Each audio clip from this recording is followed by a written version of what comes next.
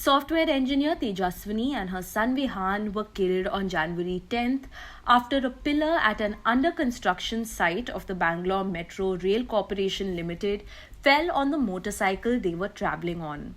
Tejaswini was heading to work with her husband Lohit Sulake and also to drop her daughter Vismita and son Vihan at a play school. Sulake and Vismita survived the accident. Tejaswini's father now wants the government to prevent such incidents in the future and save lives. Sanath Prasad, senior sub-editor at the Indian Express, tells us what caused the metro pillar to collapse and what the victims of the family have said.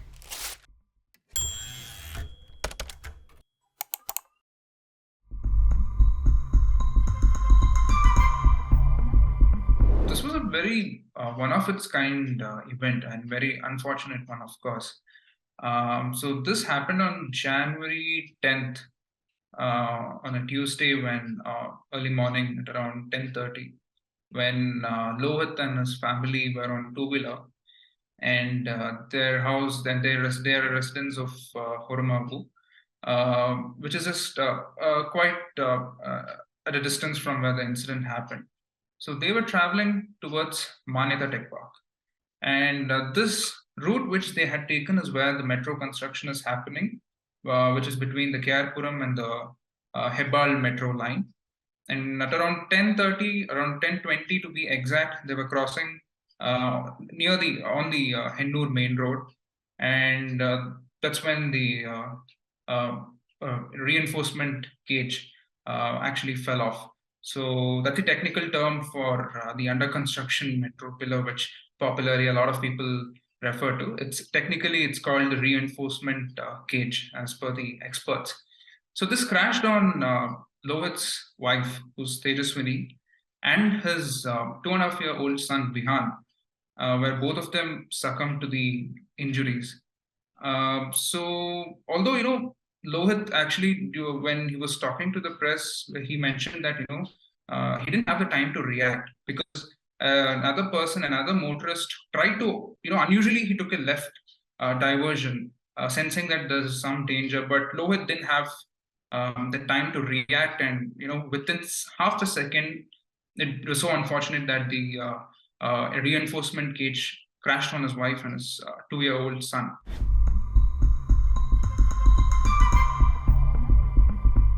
So, they're from a typical middle class family where both the husband and wife are working professionals. Well, the husband, Lohit, he's a civil engineer by profession, and his wife, Tejaswini, she works at Manyata Tech Park. She's a techie. So they were actually heading, in fact, Lohit was actually dropping his wife and his two kids to the playhome, which is in Manyata Tech Park. But unfortunately, he didn't know that he would, get home without his wife and his son. So they are from Davangere, which is, in the north of Karnataka. Their family is from Davangere, and they've been married for 4 years. And they just celebrated their anniversary in December 6th, just last month. And also his father, Lohit's father, worked. It was a government official, and as even his mother was also a government official, both of them.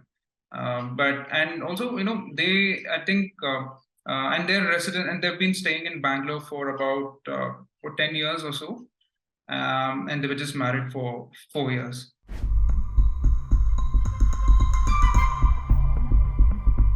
Of course, the family, they've been devastated to the core.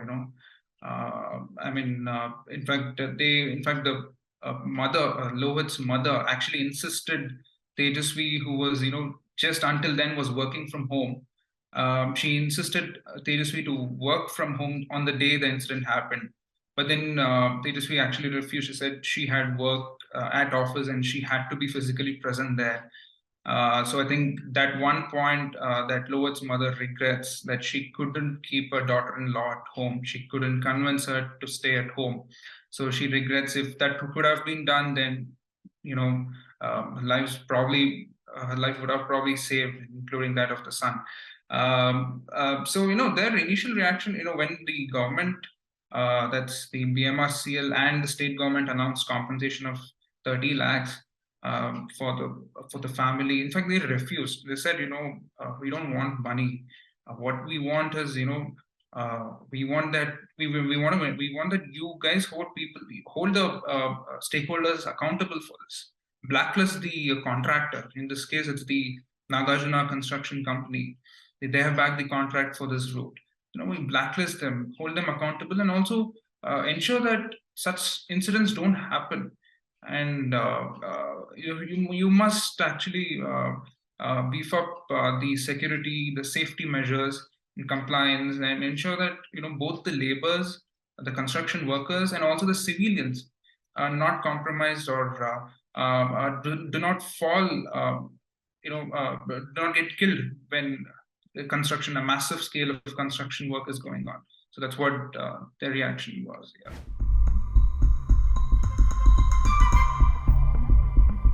The BMRCL, the Bengaluru Metro Rail Corporation, they roped in the Indian Institute of Science, the Department of Civil Engineering, where one Professor Chandra Kishan is now heading an independent investigation on what exactly caused the collapse of the reinforcement cage.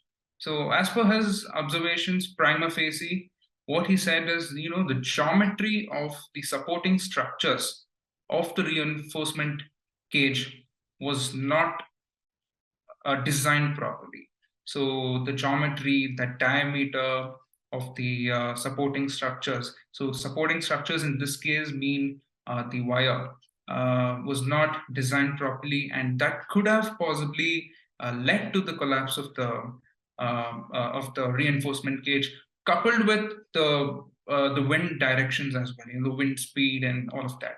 So that's prima facie is what he said might have caused the collapse of the reinforcement cage. Let me tell you what the BMRCL said, the metro authorities. So on their press release during when the incident happened, what they had said is the guy wire, which actually held the reinforcement cage, snapped off. So it snapped off, and that actually eventually it swayed and it led to the fall, is what they said.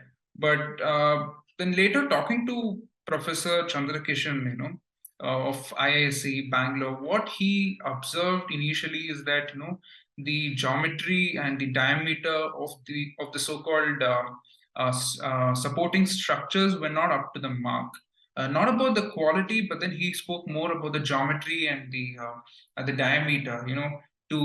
For that to hold the reinforcement cage, which is about 12 meters, which is almost, I think, about 20 feet, to hold it at such a height together was something challenging, and you need the right diameter and the right geometry to hold it. Otherwise, the end result is a collapse, right? And at the same time, what experts also suggested is you go for a two-stage casting of reinforcement when there are pillars that's more than 12 meters of height. And that's what I think BMRCL has adopted to right now, where they're going to first cast, in the first stage, cast about 8 meters or 9 meters, then probably maybe concrete it so that it sticks together, and then go for the rest of the reinforcement cage. So there, the expert points out that once you finish at least one stage, you don't need any of the supporting structure to hold the reinforcement cage. So that's what they said. And third thing, what experts are also saying is safety compliances, which the BMRCL has still not come out in transparency. There's still no clarity on what happens when a civilian is injured during such massive scale construction. In fact, Karnataka High Court today have initiated a suo motu case, and they've taken cognizance of this incident. And they have actually raised this concern, what exactly is mentioned in the contract on the safety compliance, what happens during such case. So this is something the metro officials should actually think about, and that's what the experts are telling them, so that in the future, such lapses are mitigated.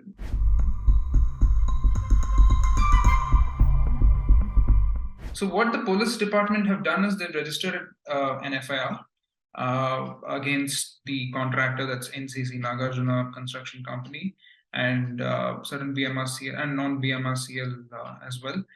And the investigation is ongoing, but they have not been able to find the get hold of the founder of NCC, is what we heard from the police inspector, the local police inspector.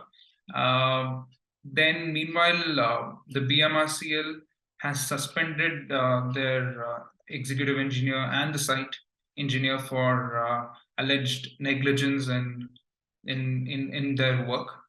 And unfortunately, what the BMRCL also claimed is that prior about 40 to 45 minutes to the incident, they said their safety officers were actually on the spot, and they said everything was okay, and then they